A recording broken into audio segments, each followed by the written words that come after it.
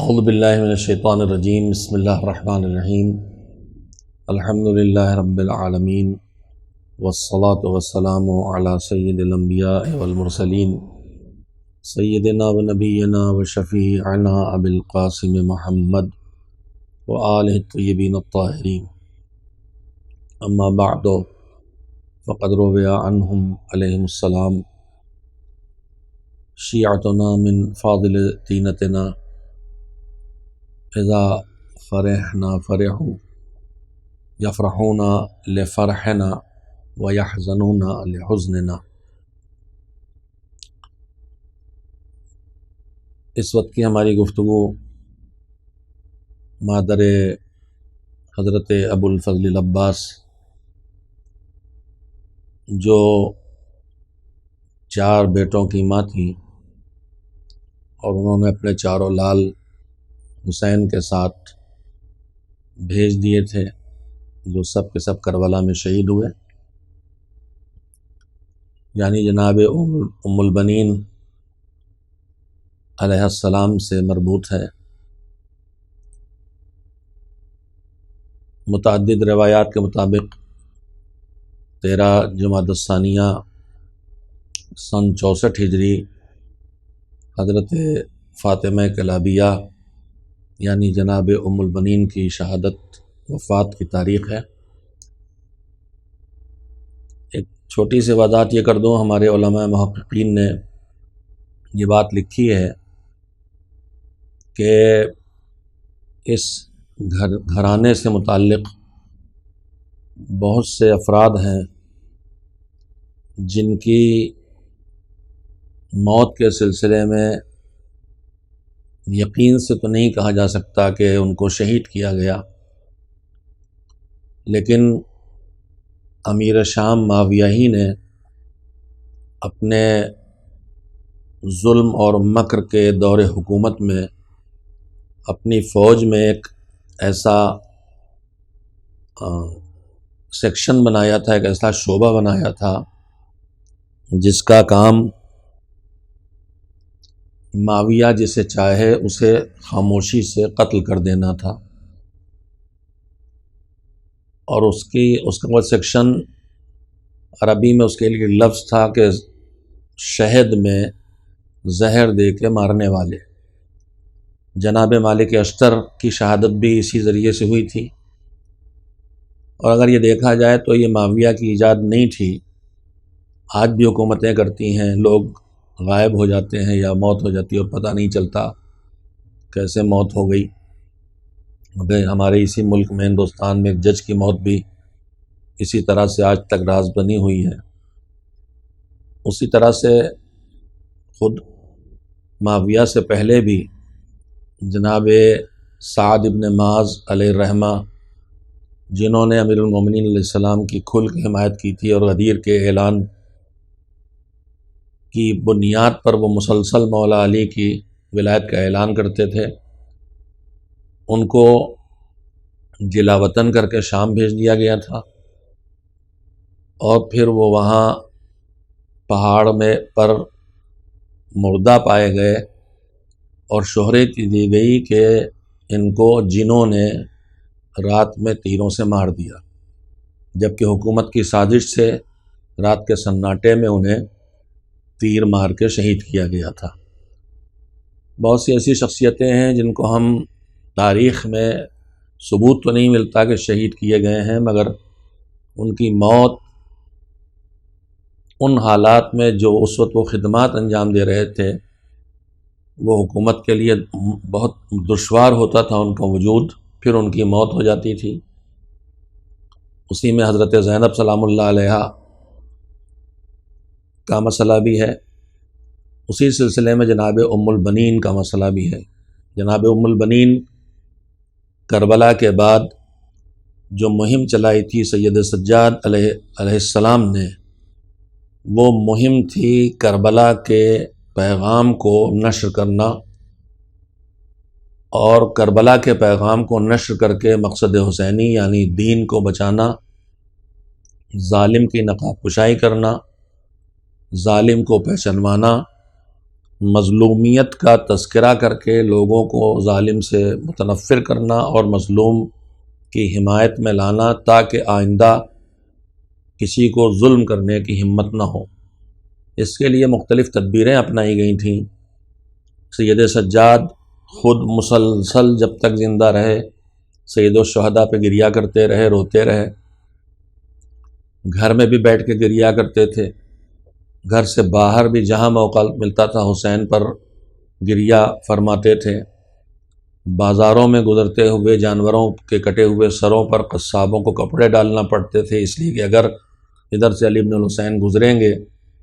تو حسین کو یاد کریں گے اور رونا شروع کر دیں گے کہ جانوروں کو بھی پانی پلا کے ذبح کیا جاتا ہے اور میرے بابا کو پیاسا شہید کیا گیا۔ یعنی اس وقت کی حکومت کے خلاف ایک بہت بڑی مہم تھی حسین کی شہادت پر گریہ کرنا اور رونے پر۔ جب کوئی روتا ہے، اگر آپ کو یہاں راہ پر سڑک پر کوئی روتا ہوا دکھائی دے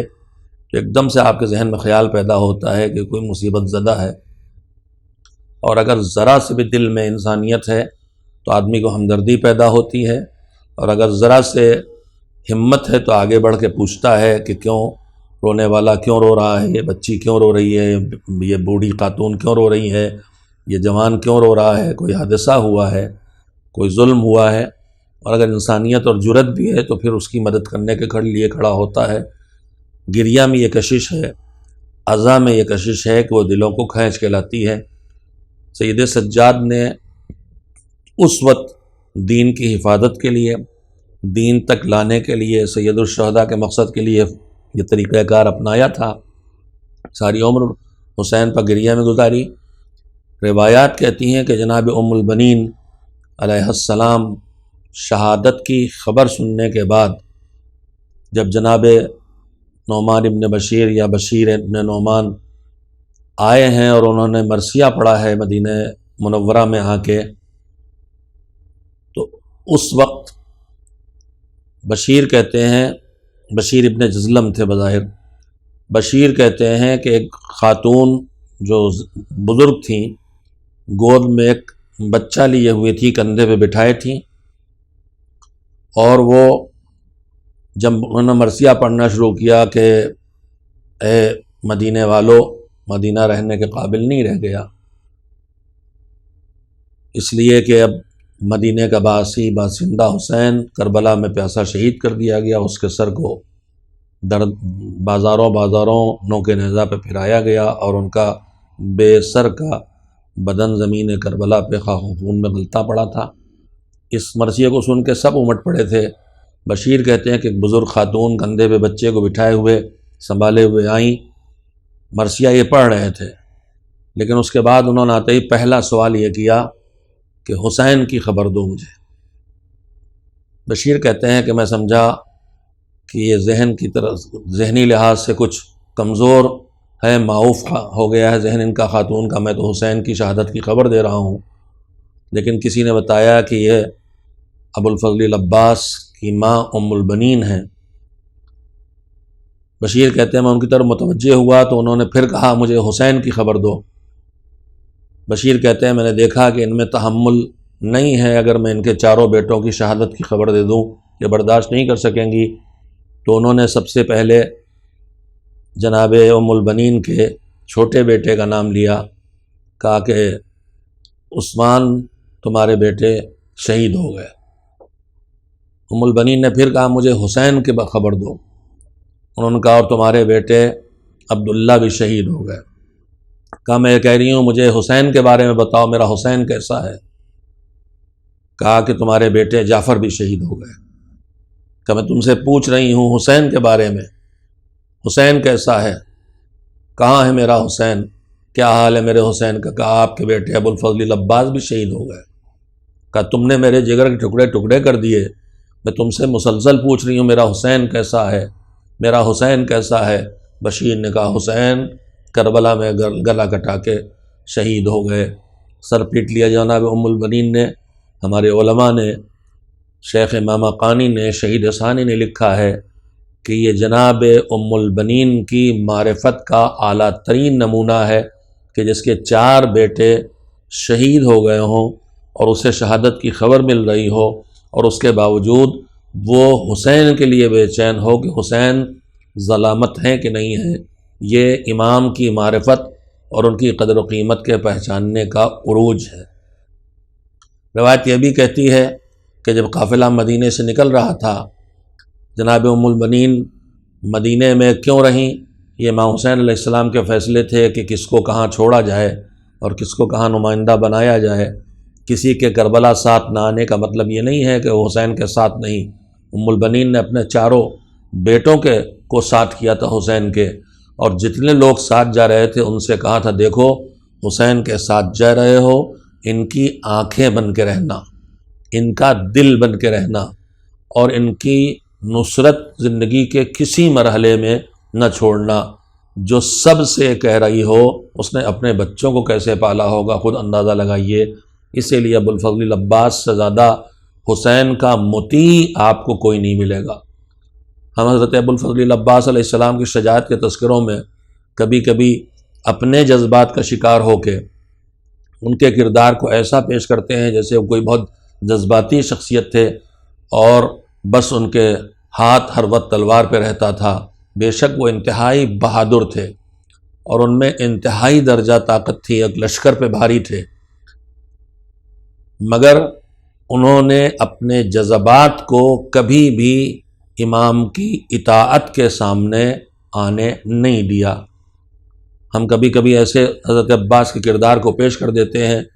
قبضہ شمشیر پہ جیسے ان کا ہاتھ بار بار جا رہا ہے، نہیں، وہ امام کے اشاروں کو سمجھتے تھے، امام کی مرضی کو سمجھتے تھے، ادھر ان کے قدم نہیں اڑ سکتے تھے جدھر امام نگاہ نہ ڈالنا چاہیں۔ حضرت عباس علیہ السلام کی وفا کو ہم سب جانتے ہیں، لیکن میرے خیال میں اس وفاداری میں تو کوئی شبہ ہی نہیں ہے، مگر ان کی جو بصیرت تھی اور جو امام کی اطاعت کا جذبہ تھا، ائمہ طاہرین کے ارشاد میں اس کا تذکرہ آیا ہے کہ کانا عمنا العباس نافذ البصیرہ، ہمارے چچا عباس بہت صاحب بصیرت انسان تھے، دل کی آنکھوں سے سچائی کو جان لینے والے۔ یہ ام البنین کے دودھ کا اثر تھا کہ وہ بہادر تھے، اس لیے کہ مولا علی نے ام البنین سے جو شادی کی تھی وہ جناب عقیل اپنے بڑے بھائی سے یہ کہہ کے ڈھونڈی تھی خاتون کے جو بہادر ترین قبیلہ ہو، اس میں جو شجاع ترین گھر ہو، وہاں کی بیٹی چاہیے مجھے تاکہ میرے گھر میں ایک بہادر مجاہد اور شہسوار پیدا ہو۔ میں ابھی اس سلسلے میں بھی عرض کروں گا اگر وقت میں گنجائش ہوئی، مگر یہ کہنا چاہتا ہوں کہ حضرت عباس علیہ السلام میں جتنی بھی خوبیاں اور کمالات ہیں، اگر بہادری انہیں دونوں طرف سے ملی، ایک طرف علی کے بیٹے ہیں، دوسری طرف فاطمہ کلابیہ کے بیٹے ہیں، فاطمہ بنت حزام جو بہادری کے لیے مشہور قبیلہ تھا، سخاوت اور بہادری، شجاعت اور بلاغت اور فصاحت بنی ہاشم کے بعد اس کی حیثیت تھی۔ یہ دونوں چیزیں وراثت میں ملی تھیں، مگر وہ جو اکیلے لشکر پہ بھاری تھا اور اس کی کیفیت دیکھیں آپ۔ شب عاشور جناب زہیر نے جناب عباس سے پوچھا تھا، کہا تھا، زہیر بزرگ تھے، کہا تھا کہ عباس کیا تم جانتے ہو کہ تمہارے وجود کی تمنا علی کے دل میں کیوں پیدا ہوئی تھی؟ یاد دلانا چاہتے تھے کہ کربلا میں اپنی جگہ بھیجنے کے لیے تمہارے علی کے دل میں تمہارے وجود کی تمنا پیدا ہوئی تھی۔ تو روایت کہتی ہے کہ عباس گھوڑے پہ بیٹھے تھے، رکابوں میں قدم تھے، ایک مرتبہ انگڑائی لی، جو انگڑائی لی تو رکابیں ٹوٹ گئیں اور کہا اتشجعنی یا زہیر، اے زہیر کیا تم مجھے جوش دلا رہے ہو؟ مگر عباس نے اپنا جوش کبھی اپنے ہوش پر غالب نہیں آنے دیا، چاہے وہ امام حسن علیہ السلام کے جنازے پر تیر بارانی کا وقت ہو اور چاہے وہ خیموں کو دریا کے کنارے نہ لگنے کی اجازت کا وقت ہو۔ میں نے یہ مختصر تذکرہ حضرت ابوالفضل العباس کا اس لیے کیا ہے کہ ام البنین نے اس طرح پالا تھا کہ یہ اپنے کو امام کا مطیع و فرمانبردار بنا کے رکھیں، اور جس کے لیے ہم خطبہ سے ہمیشہ سنتے رہتے ہیں کہ اپنے بھائی کو ہمیشہ آقا کہتے تھے، اور یہ اطاعت کا مزاج ان چاروں بھائیوں میں تھا۔ ابو الفضل العباس نے پہلے اپنے چھوٹے بھائیوں کو سردار لشکر تھے، پہلے ان کو میدان جنگ میں بھیجا، اور ان میں سے کسی نے نہیں کہا کہ آپ ہمیں کیوں بھیج رہے ہیں۔ یعنی اطاعت امام کا مزاج اور جذبات کو، جوش کو ہوش پر غالب رکھنے کا مزاج، یہ حضرت ابو الفضل العباس علیہ السلام کی عظمتوں میں سے ایک بڑی عظمت ہے۔ ان کے لیے تلوار دونوں ہاتھوں میں لے کے لشکر پہ ٹوٹ پڑنا اور قتل عام مچا دینا آسان کام تھا، لیکن جنگ کی اجازت نہ ملنا یہ مشکل کام تھا۔ مگر انہوں نے حسین سے کبھی نہیں کہا کہ مولا ایک بار تو جوہر، شجاعت کے جوہر دکھا لینے دیجئے۔ جو مرضی امام تھی اس پہ سر تسلیم خم کیا۔ یہ ام البنین کی پرورش کا نتیجہ تھا۔ ام البنین کے خون سے بہادری آئی تھی، اور ام البنین کی پرورش سے معرفت امام اور بصیرت آئی تھی، اور اس کے ساتھ ساتھ اطاعت کا جذبہ آیا تھا۔ جناب ام البنین، ان کا اسم گرامی فاطمہ ہے، وہی نام ہے جو حسنین کی مادر گرامی کا نام ہے۔ انہوں نے جو جہاد کربلا میں حصہ لیا ہے وہ دو صورتوں میں لیا ہے۔ پہلا حصہ ہے بچوں کو بھیج کے شہادت کے لیے روانہ کرنا، اور دوسرا حصہ تھا جو سید سجاد کی اسٹریٹجی تھی کہ مظلومیت کو بیان کیا جائے حسین کی۔ تاریخ کہتی ہے کہ واقعہ کربلا کے بعد جناب ام البنین حضرت ابو الفضل العباس علیہ السلام کے صاحبزادے جناب عبید اللہ ابن عباس کو گود میں لے کے جنت البقیع میں آ کے بیٹھ کے اپنے بیٹوں کا مرثیہ پڑھتی تھیں، اور پھر حسین پر مرثیہ پڑھتی تھیں۔ اور روایات کہتی ہے کہ اتنے پڑھتی تھیں، خود ہی بہترین شاعرہ تھیں، ان کے اپنے شعر ہیں جس میں وہ تذکرے کرتی تھیں، اور اتنا دردناک وہ مرثیہ اور نوحہ اور بین جناب ام البنین کا ہوتا تھا کہ چلتے ہوئے لوگ رک کے جنت البقیع کے پاس ٹھہر جاتے تھے، اور مروان جیسا قسی القلب بھی رک کے سنتا تھا اور گریہ کرنے پہ مجبور ہو گیا تھا۔ یہیں پر جناب ام البنین سے کردار سے ایک پیغام ان کی کنیزوں کو اور ان کے غلاموں کو ملتا ہے کہ ہم گھروں سے، امام بارگاہوں سے نکل کے جب سڑک پہ آئیں اور جلوس ادا برآمد کریں تو ہمارا ہر عمل اتنا سوگوار ہو، ہمارا لباس، ہمارا چلنے کا انداز، ہماری گفتگو اگر کرنا پڑے، پورے جلوس کے ماحول کو اتنا سوگوار ہونا چاہیے کہ یہ سوگواری لوگوں کو ہماری طرف متوجہ کرے۔ اس لیے کہ گریہ میں، عزا میں اور سوگواری میں ایک کشش ہے، بشرطے کہ سوگواری واقعاً سوگواری ہو، ورنہ جلوس عزا کا مقصد ختم ہو جاتا ہے اگر وہ پیغام اس عزا سے اور اس جلوس سے نہ نکل سکے جو گریہ حضرت سجاد سے نکلا تھا، جس نے لوگوں کو دوبارہ واپس بلایا تھا، اور جو جناب ام البنین کا جہاد تھا۔ جناب ام البنین کا یہی جہاد تھا جس کی وجہ سے محققین کہتے ہیں کہ ان کو ایسا لگتا ہے کہ انہیں بھی زہر دیا گیا اور وہ زہر سے شہید ہوئیں۔ ایسے بہت سے شہید ہیں۔ جناب معصومہ قم کے لیے بھی یہی شبہ ہے کہ مامون ان کے سفر کو جو مدینے سے شروع ہوا تھا اور انقلاب برپا کر رہا تھا، اسے طوس تک نہیں چاہتا تھا جاری رہے، لہذا راستے میں اپنے کارندوں کے ذریعے جناب معصومہ قم کو بھی زہر دے دیا گیا۔ بہرحال یہ احتمالات ہیں، اس کی صریح روایات تاریخ میں نہیں ہیں، اور تاریخ دوستوں کے ہاتھوں سے نہیں لکھی گئی ہے، اس لیے بہت سے حقائق بدلے بھی ہیں ہسٹری میں، اور بہت سے حقائق نہیں بھی آئے ہیں۔ بعض لوگ تاریخ میں جو کچھ ہوتا ہے اس کو قرآن مجید کی طرح صحیح ماننے لگتے ہیں، یہ مزاج شناسی نہیں ہے۔ صحیح صرف قرآن کریم ہے اور وہ روایات ہیں جن کے معصومین سے صادر ہونے کا ہمیں یقین ہو جائے۔ جناب ام البنین سے شادی کے لیے مجلسوں میں ہم سنتے رہتے ہیں کہ مولا علی نے جناب عقیل سے کہا تھا، جو ماہر انساب تھے یعنی خاندانوں سے واقف تھے، جیسے ہمیں شادی کرنا ہوتی ہے بیٹی کی بیٹے کی تو جانکاروں سے پتہ چلاتے ہیں، مگر یہاں پر ہمارے علماء نے اس بات کی طرف متوجہ کیا ہے کہ علی محتاج نہیں تھے کہ وہ عقیل سے پوچھیں کہ کون سا خاندان شادی کے لائق ہے، کہاں بہادری پائی جاتی ہے۔ ان کے پاس تو علم تھا، تو پھر انہوں نے سوال کیوں کیا؟ اس سلسلے میں دو تین باتیں ہیں۔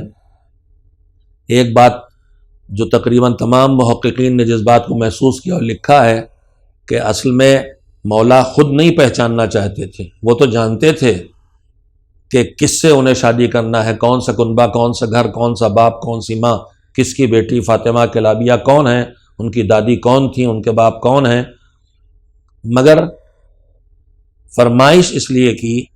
تاکہ ان کے سوال سے اور جناب عقیل کے جواب سے دوسرے لوگ پہچان سکیں کہ علی کربلا میں حسین کی مدد کرنے والوں کو ڈھونڈ رہے ہیں اور چاہتے ہیں کہ اس کنبے کو پہچان لیا جائے جو کنبہ حسین کے کربلا میں کام آنے والا ہے۔ یہ ان کا مقصد تھا، خود پہچانتے تھے، پہچانوانا چاہتے تھے، یہ ایک بات تھی۔ دوسری بات جو یہاں پر مولا علی کے اس سوال سے سامنے آتی ہے وہ یہ بھی ہو سکتی ہے کہ جیسے علی کے دل میں جذبہ تھا کہ کربلا میں حسین فرزند رسول کی مدد کے لیے میرا بیٹا کوئی ہو، جناب عقیل سے سوال کر کے شاید انہوں نے یہ چاہا کہ عقیل کے دل میں بھی ایسی ایک جذبہ پیدا ہو اور وہ بھی ایک ناصر حسین تیار کرے، اور شاید علی کے سوال کے بعد ہی جناب عقیل کے دماغ میں، دل میں یہ خیال آیا اور جذبہ آیا، اور اس کے ثبوت کے طور پر مسلم ابن عقیل وجود میں آئے، جو بنی ہاشم میں بہادروں کی فہرست میں حضرت ابو الفضل العباس کے بعد مسلم ابن عقیل اور جناب محمد حنفیہ ہی کا نام آتا ہے۔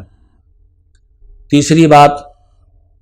جو ہم کو محسوس کرنا چاہیے، میں اپنے جوانوں سے، بیٹوں سے اور بیٹیوں سے دونوں سے کہنا چاہتا ہوں کہ زندگی کے لیے پارٹنر، لائف پارٹنر چننا ضروری ہوتا ہے۔ اکیلے زندگی بسر نہیں کی جاتی ہے، اللہ نے اکیلے رہنے کے لیے نہیں بنایا ہے، زندگی ناقص اور ناکارہ ہو جاتی ہے۔ شادی کرنا چاہیے اور وقت پر شادی کرنا چاہیے۔ ہمارے امام نے جناب عقیل سے کہہ کے کہ بہادر خاندان چاہیے ہم کو، جو باعزت خاندان ہو، باوقار خاندان ہو، یہ بتایا ہے کہ معیار تمہیں اپنی شادی کا کس چیز کو بنانا چاہیے، تمہیں معیار اچھی خوبیوں کو اور کمالات کو بنانا چاہیے۔ شادی کرنے کے لیے رشتہ ڈھونڈنا ہے، چاہے لڑکا چاہے لڑکی، تو یہ دیکھنا چاہیے کہ وہ خوبیوں سے سجا ہوا ہے یا نہیں ہے، وہ خاندان ایسا تو نہیں ہے کہ جس میں خوبیاں نہ ہوں، اس لیے کہ پیغمبر خدا صلی اللہ علیہ وآلہ وسلم نے بھی فرمایا ہے ایاک وخضراء الدمن، گھورے پر اگنے والے سبزے سے دور رہنا۔ لوگوں نے پوچھا کیا مطلب ہے، تو پیغمبر نے فرمایا کہ خراب گھرانے اور خراب ماحول میں پرورش کی ہوئی خوبصورت لڑکی، اس سے بچ کے رہنا۔ مولا علی کا یہ جملہ ہمیں پورا اصول سکھاتا ہے کہ شادی کا معیار شکل و صورت کو نہیں بنایا جانا چاہیے، شادی کا معیار بنایا جانا چاہیے اچھی عادتوں کو، وقار کو، عزت کو اور خوبیوں کو۔ اس فرمائش کے بعد جناب فاطمہ کلابیہ مولا علی کے گھر میں تشریف لائیں۔ اس میں گرامی فاطمہ تھا۔ جس دن رخصت ہو کے اپنے شوہر کے گھر میں پہنچی، حسنین ابھی چھوٹے چھوٹے ہیں، کم سن ہیں اور دونوں بیمار تھے۔ دلہن نے گھر میں قدم رکھا ہے، ہمارے یہاں دلہن آتی ہے تو سمیٹ کے کنارے بٹھا دی جاتی ہے، مگر جناب ام المؤمنین جیسے ہی آئیں دیکھا حسنین بیمار ہیں، ان کے سرانے پہنچ گئیں اور ان سے ویسی میٹھی میٹھی باتیں کیں جیسے ماں اپنے بیمار بچوں سے باتیں کرتی ہے، اور ساری زندگی انہوں نے اپنی اولاد پر حسنین کو اور جناب زینب و ام کلثوم کو ترجیح دی، بالکل اسی طرح سے جیسے جناب فاطمہ بنت اسد نے پیغمبر کو پالا تھا کہ اپنے بچوں کو بستر پر پیغمبر کو لٹا دیتے تھے اور پیغمبر کے بستر پر علی کو لٹاتے تھے، کبھی جعفر کو، تاکہ دشمن سے محفوظ رہیں۔ جیسے وہ چچی تھی، چچی کی محبت اپنی اولاد سے بھی ہوتی ہے اور بھتیجوں سے بھی ہوتی ہے، چچی کو بھتیجوں سے جلن نہیں ہوتی، لیکن ام البنین کا کمال جو ہمارے علماء نے لکھا ہے کہ تاریخ میں ڈھونڈے نہیں ملتی اس کی مثال، جس کو ہماری زبان میں سوتیلی ماں کہتے ہیں۔ ہمارے ہاں سوتیلی ماں کا مطلب ہوتا ہے جس سے نیکی کی امید نہ رکھی جائے، جس سے ظلم کی امید رکھی جائے، مگر جناب مکرم نے بھی لکھا ہے اور دوسرے علماء نے بھی لکھا ہے کہ تاریخ میں نظیر ڈھونڈے نہیں ملتی کہ جناب ام البنین جو حسنین اور ام کلثوم و زینب کی سگی ماں نہیں ہیں، ہماری زبان میں سوتیلی ماں ہیں، مگر انہوں نے وہ محبت دی حسنین علیہ السلام اور زینب و ام کلثوم کو جو محبت ایک ماں دیتی ہے، جس کا ایک چھوٹا سا ثبوت میں آپ کی خدمت میں پیش کروں۔ جناب ام البنین کا اسم گرامی بھی فاطمہ ہے، مولا علی انہیں اسی نام سے پکارتے تھے۔ تھوڑے دن رہنے کے بعد جناب فاطمہ کلابیہ زوجہ علی جو ام البنین کے نام سے مشہور ہے، انہوں نے امیر المومنین سے کہا کہ مولا آپ مجھے فاطمہ کہہ کے نہ پکاریں،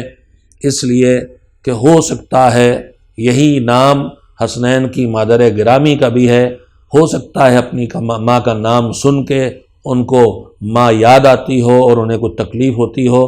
آپ مجھے ام البنین کہا کریں۔ ابھی ان کے بیٹے نہیں ہوئے تھے، مگر ان کی یہ فرمائش بتا رہی تھی کہ صاحبان معرفت کے خانوادے کا جز ہونے کے بعد یہ بھی صاحب معرفت ہو چکی ہیں اور انہوں نے ماحول دیکھا ہے، اور ان کی تمنا یہ ہے کہ میرے گھر میں بہت سے بیٹے ہوں جو حسین کے کام آئیں۔ اس کے بعد اللہ نے جناب ام البنین کو 4 بیٹے عنایت کیے، عباس، جعفر، عبداللہ اور عثمان، اور یہ چاروں کربلا میں شہید ہوئے۔ اہل بیت علیہ السلام کے ساتھ ان کی اسی محبت اور اسی مودت کا نتیجہ تھا کہ جتنا احترام ام البنین کے دل و دماغ میں اہل بیت علیہ السلام کے لیے تھا، ویسا ہی احترام اہل بیت علیہ السلام نے ان کا کیا ہے۔ چنانچہ روایات یہ کہتی ہیں کہ جب لٹے ہوئے قافلے کو واپس لے کے جناب زینب مدینے پہنچی ہیں تو وہ جناب ام البنین کی خدمت میں ان کے بیٹوں کا پرسہ دینے کے لیے خاص کر کے تشریف لے گئی تھیں۔ جناب ام البنین کا سلوک سامنے ہے کہ بیٹوں کو قربان کیا، اور یہ بھی گفتگو میں سامنے آتا ہے، انہیں جب خبر ملی تھی کہ عباس کے سر پہ گرز لگا تو انہوں نے برجستہ سوال کیا ہے جو شعر کی شکل میں موجود ہے اور نوحہ پڑھتی تھیں کہ کیا میرے لال کے ہاتھوں میں تلوار تھی؟ انہیں یقین تھا کہ عباس کے ہاتھوں میں تلوار ہوتی تو سر پہ گرز نہ لگتا۔ انہیں یقین تھا کہ جب تک عباس زندہ ہیں حسین کو کوئی گردن نہیں پہنچ سکتا، اسی لیے جب بشیر نے حضرت عباس کے شہادت کی خبر دی تھی تو تڑپ کے کہا تھا، 3 بیٹوں کی خبر پر بس یہی پوچھتی رہی تھی میرا حسین کیسا ہے، لیکن جب کہا تھا عباس شہید ہو گئے تو تڑپ کے کہا تھا تم نے میرے کلیجے کو توڑ دیا، تم نے میرے دل کے ٹکڑے ٹکڑے کر دیے۔ یعنی ام البنین کو یقین ہو گیا تھا کہ اب حسین کی زندگی نہیں رہ گئی، عباس زندہ ہوتے تو حسین شہید نہ ہوتے۔ اپنے لالوں کو قربان کرنے والی، اپنے بچوں کا ماتم کرتے پھر حسین پہ ماتم کرنے والی ام البنین، ماں سوتیلی ہو کے سگی ماں سے زیادہ اپنے بچوں کو نظر انداز کر کے ترجیح دینے والی ام البنین کے ساتھ آخر اہل بیت نے بھی سلوک کیا۔ جناب زینب کربلا سے واپس آ کے ملنے آئیں، اور اس کے بعد ہر خوشی کے موقع پر اور عید کے موقع پر جناب ام البنین کی خدمت میں پرسہ دینے کے لیے جاتی تھیں۔ سبق ہی سبق ہیں اس زندگی میں، ہمیں بھی ایک دوسرے کے غموں میں شریک ہونا چاہیے، ہمیں بھی ایک دوسرے کا لحاظ کرنا چاہیے، ہمیں بھی جو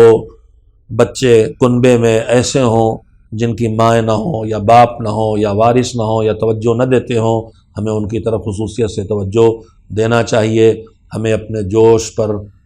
ہوش کا کنٹرول رکھنا چاہیے، اور ہمیں اپنی زندگی کو اللہ کے لیے بسر کرنا چاہیے، تو پھر دنیا میں بھی کامیابی ملتی ہے اور آخرت میں بھی کامیابی ملتی ہے۔ آج دنیا بھر کے مومنین معصومین کے توسل کے ساتھ ساتھ بالخصوص جناب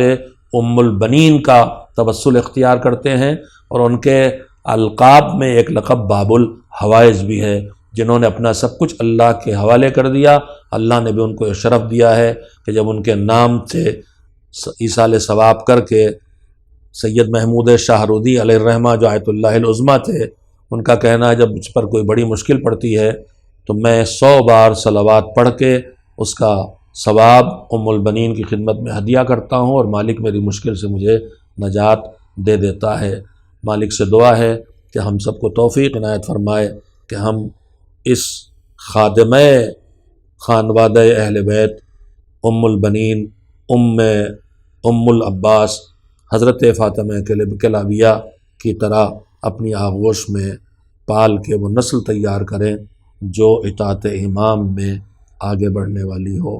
اور جوش پر ہوش کا اختیار قائم کرنے والی ہو۔ والسلام علیکم ورحمۃ اللہ وبرکاتہ۔